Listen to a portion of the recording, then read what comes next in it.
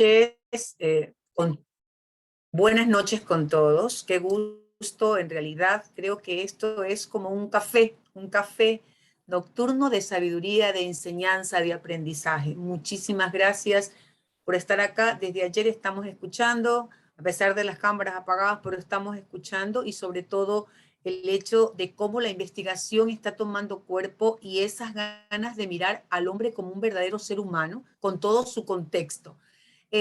Quiero traerles, déjenme presentar en este momento, yo quiero traerles un estudio que hice a raíz de una experiencia de un estudiante de universidad. Yo trabajo en una universidad, soy docente, aparte soy coordinadora de carrera, y esto me ha permitido tener una cercanía con los estudiantes. Tenía una estudiante de los 2 últimos semestres, y en una de esas conversaciones hablaba ella un poco de este tema, y que ella lo había vivido a nivel primario, a nivel secundario, y que en la universidad, gracias al estudio que ella estaba teniendo y sobre todo a la voluntad que ella tenía, esto se iba paulatinamente aminorando. Y sobre todo porque hay otros factores que están contemplando. Entonces el tema que yo les traigo esta noche es la hiperhidrosis palmar y sus repercusiones psicosociales en los estudiantes. Su objetivo: buscamos analizar de qué manera esta hiperhidrosis palmar lógicamente repercute en el área psicosocial de los estudiantes. Sabemos que va a tener mucha importancia a raíz de todos estos estudios que estamos haciendo, porque no es muy conocido en realidad, ¿no? Yo quiero explicar antes que nada el cómo se da la sudoración en el individuo para que tengamos un poquito más amplio todo este concepto.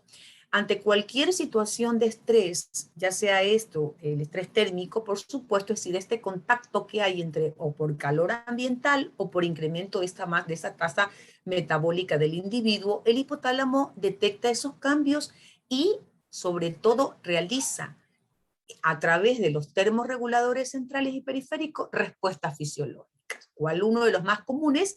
Es el estrés térmico. Lógicamente, todo esto guiado, activado por los nervios colinérgicos que a su vez, lógicamente, controlan las glándulas sudoríparas. Y aquí es donde se produce, pues, el sudor. Las glándulas sudoríparas secretan grandes cantidades de una solución salina hipotónica, perdón, que está formada por agua, por lactato, electrolitos, urea, entre otras cosas, entre otros elementos. Todo este sudor produce un efecto de enfriamiento en nuestro cuerpo, y esto se transmite, por supuesto, a la sangre y a todo el resto del cuerpo, bajando la temperatura corporal. Todo esto se ve alterado o equilibrado dependiendo la edad, el sexo, la raza y por supuesto cuánto tipo de entrenamiento tenga la persona, cuánta cantidad en cuanto a la composición del sudor tiene cada individuo. Esto varía lógicamente de un individuo a otro, pero de manera general así se produce el proceso de la sudoración en el individuo. Y es aquí donde nos preocupó el tema de la investigación, porque la hiperhidrosis palmar se refiere a la excesiva secreción de las glándulas exócrinas de las palmas de las manos, pero también viene acompañada de la hiperhidrosis en la cabeza, en el rostro, en la axila y en la planta de los pies. Muchas veces no nos explicamos, muchas veces no se explican los adolescentes, sobre todo porque se da más en la etapa de la adolescencia, cómo o por qué hay mucha sudoración en sus manos. Inclusive todos hemos estado quizás en la escuela o a nivel de secundaria y en la universidad, dependiendo del caso, y hemos visto que muchos estudiantes, sobre todo los niños, ¿no? Donde mojan la hoja, la hoja donde están escribiendo. Normalmente puede ser esto pues parte de su metabolismo, pero también si no tomamos en cuenta, o en su defecto, si no hacemos una valoración completa, puede ser que se esté dando este aspecto y uno no se da cuenta, y sobre todo porque algo que nadie se pone a pensar. Pero esta hiperhidrosis no es muy conocida en el medio social. Había indicado que se puede dar en el nivel de la infancia, pero también en la adolescencia. Sobre todo porque en la adolescencia. Me decía mi estudiante que ella cuando estaba en la adolescencia, ella no sabía lo que le pasaba. No, dice ella, yo sé que hay cambios en la adolescencia, pero estos cambios físicos y emocionales para mí resultaban un problema, porque aparte de esto, pues lógicamente ella tuvo un tiempo en donde pues se volvió más introvertida, porque me decía ella, yo no quiero participar, yo tengo mucha vergüenza. No hay que olvidar que nuestro cuerpo, ¿no? Yo le explicaba a ella un poco que el cuerpo tiene estos mecanismos termorreguladores, dependiendo del caso, dependiendo del contexto y sobre todo cómo se encuentra el individuo de manera psicológica. Este mecanismo, sobre todo, es por la conducción del calor de la sangre a todo el área pulmonar y la piel, mediante la vasodilatación, la convección y eliminación del calor por los movimientos pulmonares y del aire en contacto con la piel. Y lógicamente se produce la evaporación del agua a través de la respiración y de la sudoración. Cuando nosotros hacemos ejercicios, se da todo este mecanismo y sobre todo va a depender, hay personas que salen a hacer ejercicios con un atuendo muy pesado y sudan poco. Hay personas que salen con una camisetita y usted en menos de 1 kilómetro los ve, pero chorreando todo el sudor, ¿no? Va a depender todo el mecanismo que tenga el individuo, sobre todo, lógicamente, tiene que ver mucho con su sistema de termorregulador, cómo se está dando y por ende pues se hace presente estas circunstancias. ¿Qué causas puede provocar? ¿Cómo o de dónde podríamos hablar de la hiperhidrosis palmar? Una activación del sistema límbico. Situaciones de tensión, angustia, depresión, acontecimientos desconocidos que quebrantan la autoestima y la seguridad. Está comprobado que cada vez que el individuo siente que su ambiente está en peligro, de que no tiene control sobre el ambiente, sobre todo en su medio social, comienza a activarse nuestro cerebro, comienza a activarse a través de las emociones, ¿no? No sabemos cómo manejarlas, inclusive y muchas de ellas deberían de ser tratadas a veces bajo terapia, ¿no? Yo tengo casos en donde hay que trabajar mucho las emociones, puesto que el individuo tiene otras reacciones. Y esta es una de las reacciones, en este caso, pues a nivel ya más fisiológico. Mientras más tengamos estrés, ansiedad, miedo o frustración, esto, lógicamente, de manera involuntaria o sobre todo, pues inmediata, hay una segregación de las glándulas sudoríparas. Cuando nosotros estamos nerviosos, enseguida hay muchas personas que no solo sudan las manos, que todo su cuerpo, usted las ve sudando, chorreando todo el sudor, y uno dice, pero qué horror, ¿no? ¿Por qué esa persona está así? Debería de cambiarse la camisa. Bueno, uno no se da cuenta de todo aquello. También tiene que ver mucho la alimentación, también tiene que ver muchísimos factores, el cómo ha sido su estilo de crianza para, sobre todo, controlar cuánto hay en su organismo, ¿no? Y cómo se ve digamos, este mecanismo interno del individuo. Hay varios grados de hiperhidrosis. Un grado 1, que es la sudoración normal. El grado 2, una sudoración tolerable, es decir, la sudoración es tolerable, pero a veces interfiere en las actividades diarias. Yo escuchaba a los expositores y me encanta, en realidad, una visión muy holística y también con mucha experiencia, es el hecho de que si estamos en la virtualidad y estamos, esta tarea, esta actividad, esta investigación, perdón, se hizo de manera presencial, pero si fuera en la manera, si estuviéramos evaluando esta hiperhidrosis ya a nivel, en este momento de la virtualidad, no pudiéramos darnos cuenta. En realidad, tenemos muchas limitaciones. Yo tengo estudiantes hasta con 57 estudiantes en un salón. Yo en realidad no podría, yo sé que no llego ni a la mitad de estudiantes, considerando que para ellos también, muchos me dicen, yo no quiero, no me gusta la virtualidad, pero yo no puedo mirar, como yo les digo a ellos, préndanme las cámaras porque lo único que yo puedo tener es sus cámaras.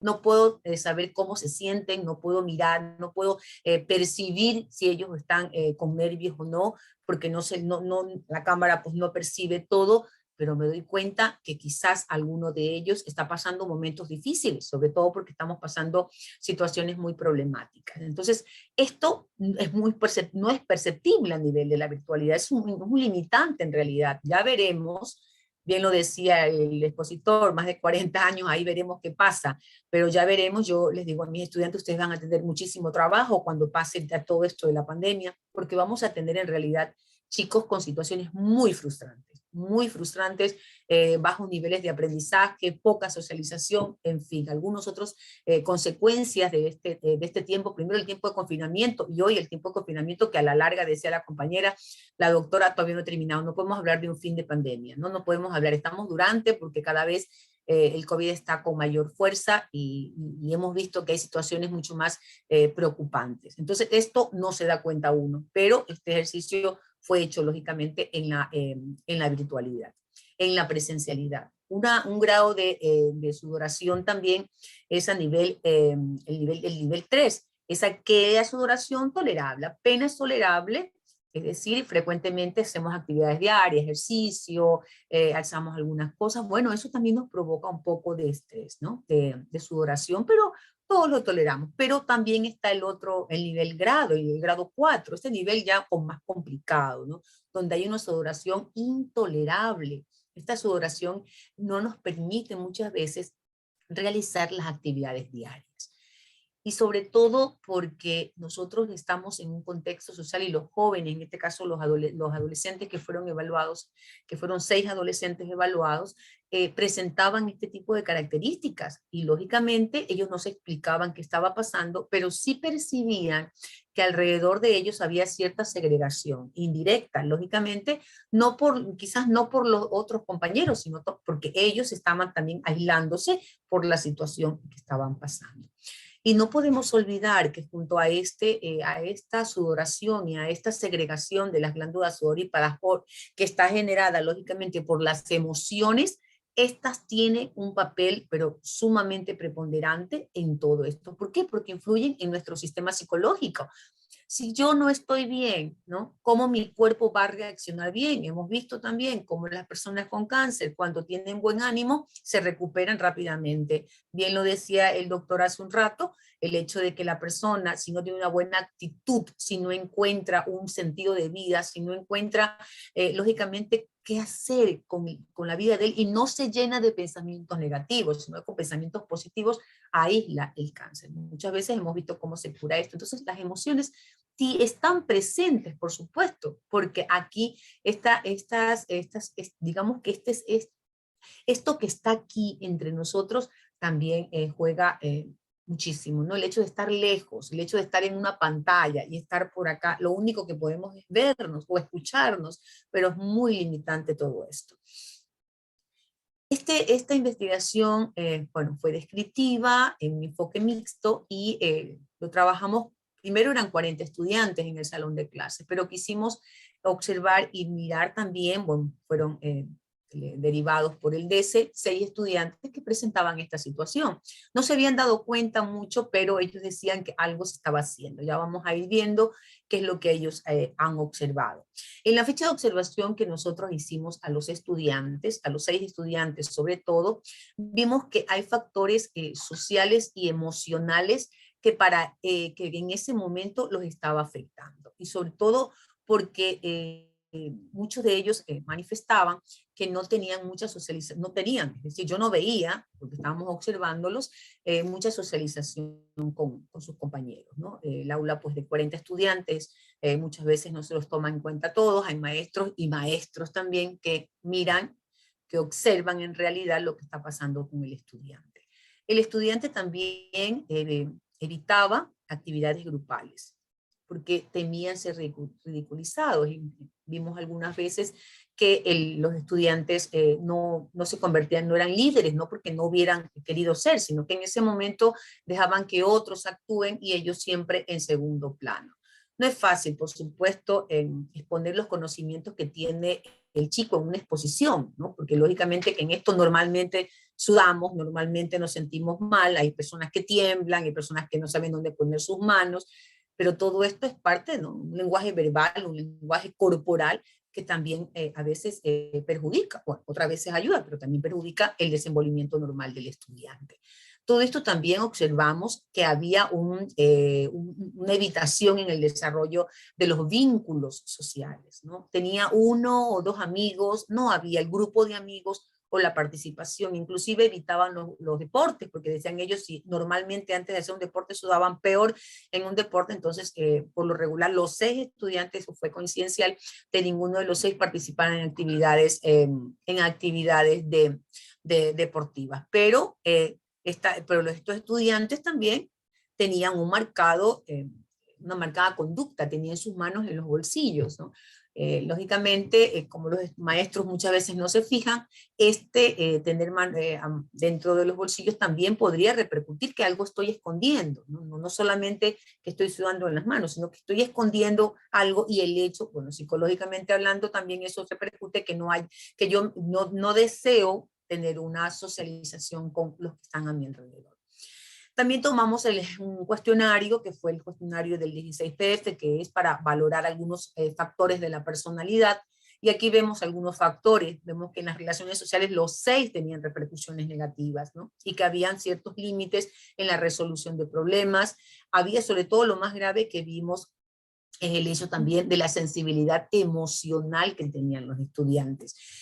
Muchas de las conclusiones que podríamos sacar es que había una restricción en la relación social y en la resolución de problemas. Eran chicos un poco tímidos, no tenían esa capacidad, esa asertividad para resolver problemas, y por supuesto les costaba entablar relaciones interpersonales, ¿no? También el test nos dice que también hay un poco control de sí mismo, ¿no? Por el hecho de no tomar decisiones asertivas, y la incapacidad de liderar grupos por temor a equivocarse, sobre todo porque tienen una sociabilidad exigida, ¿no? Porque lógicamente en una institución educativa, en un curso, los maestros necesitan que el estudiante también participe, todos, porque todos tienen que tener una nota, ¿no? Les cuesta exteriorizar o ser extrovertidos, ¿no? Por lo regular son un poco inseguros a veces, y lógicamente se expresan con mucha comodidad algunos, otros pues tienen esa incomodidad. Lógicamente un autoconcepto no aceptado, no es algo que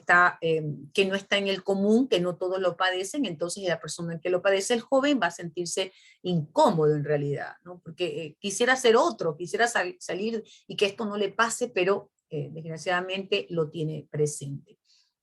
También tomamos un test proyectivo. Este test proyectivo nos indica un poco el cómo él se percibe en realidad como ser humano, ¿no? Y vemos entonces que él hace evidente estas situaciones, estas condiciones desagradables en las cuales se encuentra, con mucho grado de angustia, de tensión, lógicamente reprimiendo sentimientos, y consideran mucho las amenazas ambientales, ¿no? Es todo lo que en los cuales ellos se desenvuelven. Pues lógicamente se encierran en sí mismos y son sobre todo propensos a tener pensamientos desde el pasado sin resolver, porque también sabemos que cuando hay mucho nivel de estrés y cuando hay frustraciones y cuando hay bloque, cuando hay todo esto, puede ser que el estudiante, el joven, se bloquea y por ende no va a poder actuar en la situación en la cual se encuentra. El DC, ¿qué nos dice? Él nos deriva a los 6 estudiantes. Él nos dice que hay pocos en realidad, esto a nivel ya de secundaria de los jóvenes, pero que ellos sí han hecho intervención psicológica y sobre todo han derivado para que estos estudiantes puedan hacerse exámenes, un tratamiento ya de forma dermatológica, ¿no? Y lógicamente psicológica, porque sabemos que a nivel secundario no podemos diagnosticar, hacemos un seguimiento, pero por eso necesitamos un especialista externo para que pueda continuar con este proceso. Sobre todo porque ellos decían, buscan el equilibrio emocional y social de los estudiantes, lógicamente, porque muchos de ellos, no los 6, pero 4 de ellos habían bajado en su rendimiento, pero sin ninguna causa aparente, ¿no? Porque sus familias estaban bien, su comportamiento aparentemente estaba bien, él había sido un buen estudiante, pero en algún momento sintieron que esto les estaba molestando mucho y por ende su rendimiento ha bajado, porque lógicamente al no tener las ganas de participar con grupos, al no liderar grupos, no le llama la atención al profesor. Sabemos que muchos profesores se fijan en los estudiantes o estrellas o en los que tienen verdaderamente dificultades en todo tipo. Los de en medio por lo regular los dejan pasar. A veces no tenemos ese campo visual pedagógico para poder valorar todas estas situaciones que en realidad se dan. Y sobre todo porque el sujeto, decía la psicóloga, nosotros hemos utilizado herramientas psicológicas, hemos tratado de averiguar, no podemos resolver este escenario, pero podemos averiguar de cómo este individuo va identificándose con esta autorregulación. Si la está padeciendo y puede hacer un tratamiento, lógicamente tendrá que aceptar que en este momento está pasándole esto. Siempre a nivel psicológico debemos, como yo les digo también a mis pacientes, lo que tienes que hacer es afrontar. Te tocó vivir en este momento presente. Esto, lógicamente, también ha sido una programación, ¿no? Porque nuestro cerebro es así. La enseñanza que tenemos que darle a él, yo les digo muchas veces a mis estudiantes, tenemos que engañar al cerebro. No puedo decir ni como un ejemplo que hay cosas negativas o que me estoy sintiendo mal, porque mi cerebro no sabe en realidad que eso es un ejemplo. Lo único que sabe que es lo que estoy diciendo y enseguida se producen las respuestas de todo tipo, a nivel físico, a nivel psicológico. Y entre las conclusiones que nosotros sacamos, lógicamente, desde que nos propusimos este objetivo, lo hicimos con estudiantes de primero, de segundo y de tercero de bachillerato, quisimos lograr, sobre todo, identificar, ¿no?, si en realidad ellos han tenido este comportamiento debido a la hiperhidrosis palmar o debido a otros factores, ya tanto personales o familiares. Hubo un reconocimiento de esta situación. Lógicamente, los 6 fueron derivados a médicos dermatólogos para que puedan hacerse una valoración y, por supuesto, un tratamiento a futuro. Lógicamente, luego vino ya la pandemia, no pudimos hacer el seguimiento, pero sí la psicóloga del plantel me indica que en este semestre al final de este año van a poder hacer una valoración para poder ver si los estudiantes hicieron o no hicieron pues su valoración dermatológica médica, ¿no? Esperemos que esto haya sido así. Lógicamente que es un fenómeno social. Debemos de tomar en cuenta el medio educativo, el medio familiar. A veces no lo tomamos en cuenta. Muchas veces solo vemos y valoramos la conducta aparente, los comportamientos, pero nosotros sabemos que debemos de tomar en cuenta todos los ambientes en el cual se desenvuelve el sujeto, el ambiente escolar y ahora el ambiente virtual, que desgraciadamente para unos no ha sido beneficioso, ha sido muy, pero muy perjudicial, y sobre todo porque sabemos nosotros que la educación en este nivel, cuando el estudiante viene de la presencialidad a la virtualidad, va a desarrollar muchísimos temores, ¿no? Son retos que se han puesto, pero sé que están saliendo adelante. La flexibilidad de la educación a nivel virtual, nosotros también sabemos que hemos bajado, no en la complejidad de los contenidos, no en la exigencia, pero sí siendo más flexibles, porque hay que contemplar las situaciones particulares que viven los sujetos. Es muy importante la intervención psicológica en estos casos, como en cualquier otra situación problemática que tiene el individuo, porque si no hay una intervención psicológica es bien complejo que nosotros aceptemos una condición presente, y sobre todo hablando de la hiperhidrosis palmar, que es evidente, porque muchas veces nos duele la cabeza, no lo vemos, pero esto que se ve y que todos ven que esto está sudoroso y que no puedo quizás ponerme una ropa buena o una ropa blanca o una ropa que se pueda transpirar, entonces me veo toda mi axila transpirada, todo esto, y puedo transpirar por cualquier elemento. Eso también perjudica en realidad cómo me desenvuelvo alrededor de todo esto. Es importante entonces optimizar el desempeño académico, el clima escolar. Yo siempre soy partidaria y creer mucho en que yo tengo que trabajar con mis estudiantes el clima escolar, el ambiente, la dinámica en donde se desenvuelven. Nunca en mis clases hay deterioro de la autoestima, pero estos estudiantes presentaron un deterioro de la autoestima. Estos estudiantes, al no ser tratados, al no ser observados en realidad por sus docentes, quizás dejaron agravar, porque si no fue en la adolescencia, quizás también vinieron desde la infancia y ni siquiera su familia se pudo haber dado cuenta porque lo hubieran derivado de esta situación particular. Es importante, es muy importante que podamos tomar en cuenta todos estos factores y no olvidar, sobre todo, que esta circunstancia afecta a los jóvenes, pero podemos trabajar con ellos, por supuesto que sí. Podemos darle estrategias psicológicas para poder controlar su estrés, para poder controlar este sentimiento que está aflorando en él, quizás de impotencia, de frustración, de bloqueos, y poder aceptar esta situación. Les hablaba al inicio de mi estudiante que ella sufrió en carne propia esta situación, esta condición, y de ella decía, desde ese momento que yo lo descubrí, antes no lo sabía, lo vine a descubrir ya cuando estaba estudiando en la etapa adulta, y pude darme cuenta de cuánto yo hubiera cambiado y de cuánto yo hubiera aceptado mi condición si en su momento o mis padres o la institución se hubiera percatado de que esto me estaba pasando. Hoy yo quiero trabajar, me dice ella, con estas personas. Yo quiero ayudarlos porque sé que pueden salir adelante y sé que nosotros tenemos un papel importante en la vida de cada uno de ellos. Esta es mi investigación, mis queridos compañeros, y sobre todo porque una de las cosas más importantes de lo que estoy trabajando con ellos es mirar hasta qué punto yo puedo ayudarlos, hasta qué punto puede este momento de virtualidad yo puedo también ayudar y hacer un seguimiento con ellos, porque eso es lo más importante, sin olvidar sobre todo, porque somos seres íntegros, somos humanos, y que a veces una particularidad por una sola cosa, perdemos toda la realidad en nuestro contexto y no podemos salir adelante en cada uno de ellos.